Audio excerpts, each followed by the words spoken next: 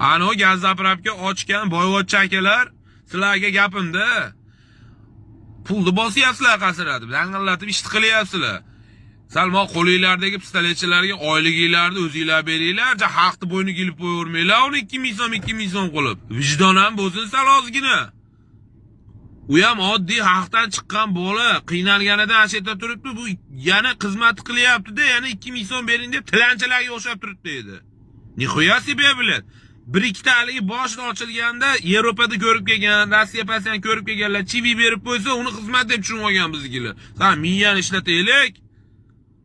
Vijdon ham bo'lsin sar, zapravka egalari. Haq majbur emas 2000 so'mdan berishga. Esinglardan chiqarmanglar. Unutmanglar umuman. Salomat bo'lasizlar. Yo, hozir so'rovdi, kim qo'ldi ishlaysiz aka dedim. Desam maziyatda, boring so'rang dedim. Ichkaridan olib chiqash 2000 so'mni dedim. Men obязанman bunga. Men sotib oluvchiman naqi bilan. Quyaman, ketaman naqi. Bo'lmasa qo'yib qo'yinglar pistoletini. Kim xohlasa xohlagancha qo'yib olsin, apparatinglar buzilib hamma kirib ketsin. Bizga po'q qo'y. Biz sotib oluvchimiz.